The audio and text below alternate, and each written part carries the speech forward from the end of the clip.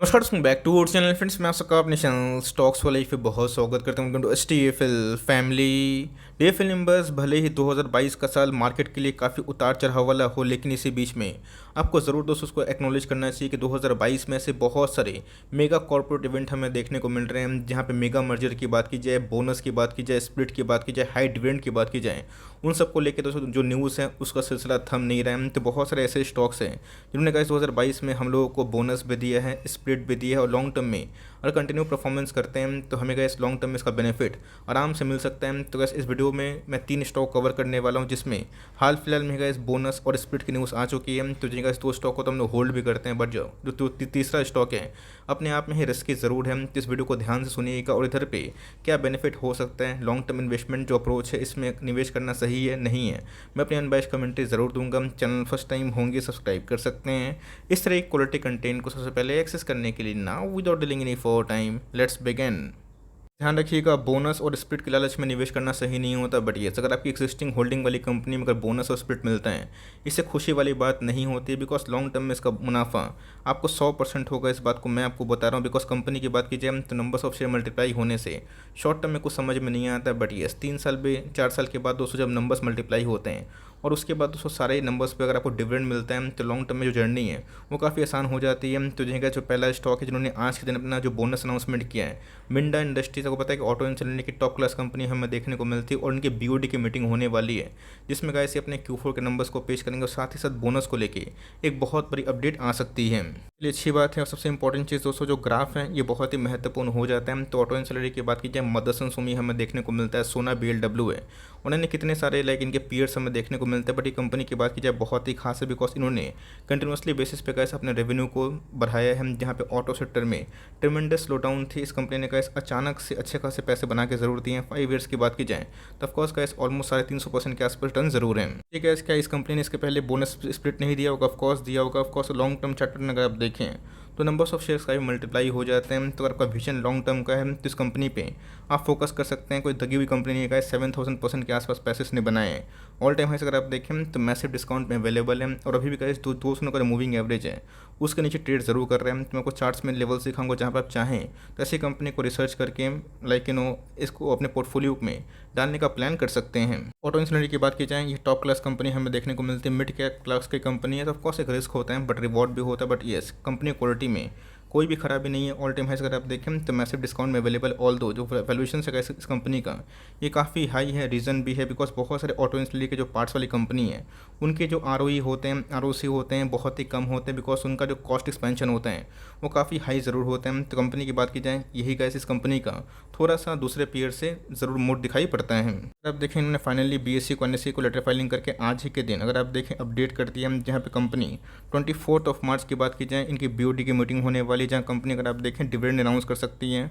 Bonus को लेकर दोस्तों एक बहुत बड़ी रिकमेंडेशन ऑफ बोनस अगर आप देखें इसमें भी एक चर्चा हो सकती है। और सबसे इंपॉर्टेंट चीज़ दोस्तों जो डेट सिक्योरिटीज़ हैं उसको लेके भी दोस्तों एक फंड रेज का ये प्लान है। तो ऑफकोर्स गाइस जो शेयर होल्डर्स हैं उनके लिए बहुत ही पॉजिटिव बात है, आपके पास से एकदम होल्ड करें फॉर लॉन्ग टर्म। कंपनी बहुत ही अच्छी है, फ्रेश एंट्री करने का सोच भी रहे हैं तो कहाँ पे करें, फटाफट डिस्कस कर लेते हैं। मुझे ऐसा पर्सनली फील होता है अगर आपको सिर्फ बोनस के लिए जाना है तो ऑफकोर्स मत जाइए, बट अगर आप लॉन्ग टर्म के लिए सोचते हैं ऑटो इंडस्ट्री में कोई अच्छी कंपनी, आप इसमें ट्रैक एंड वॉच कर सकते हैं। इसके पहले भी कैसे इसने 800 के आसपास एक लेवल हुआ था और उसके बाद हमें अचानक से बाउंस बैक देखने को जरूर मिल रहा है। तो कभी भी कैसे आपको फिर से 830 के आसपास, 850 के आसपास, इवन 800 के आसपास मिलता है। तो फॉर लॉन्ग टर्म गैस आप इस कंपनी को आराम से ट्रैक एंड वॉच कर सकते हैं। ध्यान रखिएगा ऑब्जेक्टिव और जो मोटो होना चाहिए आपका फॉर लॉन्ग टर्म इन्वेस्टमेंट का होना चाहिए, वरना कभी कभी मार्केट में जब तेज़ी आती है तो गिरावट भी होती है, तो वहाँ पे आपके बहुत बड़े पैसे ना लग जाएं। तो स्ट्रैटेजिक वे में गैस, स्टैगर्ड वे में आप इसमें SIP प्लान कर सकते हैं। लिए हुए तो होल्ड करें, कंपनी फंडामेंटली बहुत ही अच्छी है।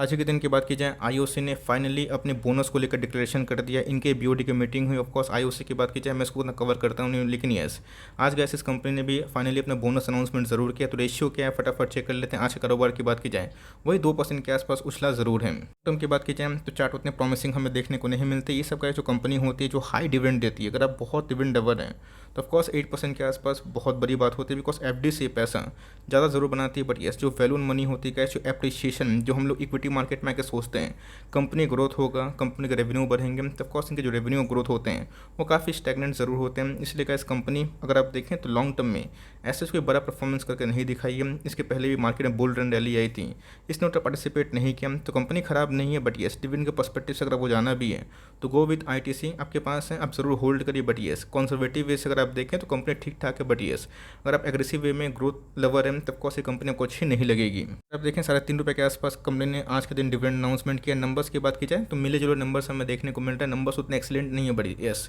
कंपनी की बात की जाए तो 1:2 का बोनस का मतलब क्या हो रहा है, हर 2 के बदले आपको 1 शेयर एक्स्ट्रा मिलेंगे, मतलब के पास 2 शेयर हैं तो बन जाएंगे 3 एग्जीक्यूशन के बाद। मेरे हिसाब से गैस अगर आपको जानना है तो गो विथ मिंडा इंडस्ट्रीज, वो कंपनी अच्छी है। बट यस, इस कंपनी में गैस मैं आपको निवेश करने की राय बिल्कुल भी नहीं दूंगा। जो तीसरी कंपनी है, ऑफकोर्स मैंने क्या बताया कि इस साल में कॉर्पोरेट जो इवेंट होने वाला है बहुत ही तेज़ होने वाला है। इसमें बहुत सारी कंपनीज अपने बोनस भी लाएगी, स्प्लिट भी लाएगी, तो जो स्प्लिट इनके होने वाले हैं। और फाइनली हमें जल्दी ही कंफर्मेशन देखने को मिलेगा। आज के कारोबार की बात की जाए 1825 के आसपास देखने को ज़रूर मिल रहा है, 2% के आसपास उछाल देखने को ज़रूर मिल रहा है। तो अच्छे से पता है, इसको मैंने बहुत बार कवर भी किया है। रीज़न साफ है, बिकॉज बहुत ऐसे एफएमसीजी की बात की जाए, कंज्यूमर गुड्स की बात की जाए, ये उनके कॉन्ट्रैक्ट मैन्युफैक्चर देखने को ज़रूर मिलते हैं। एक साल की परफॉर्मेंस की बात की जाए एज सच कोई बड़ी उछाल हमें देखने को नहीं मिल रही है। तो ध्यान रखिएगा दोस्तों, ये एक स्मॉल कैप की कंपनी है।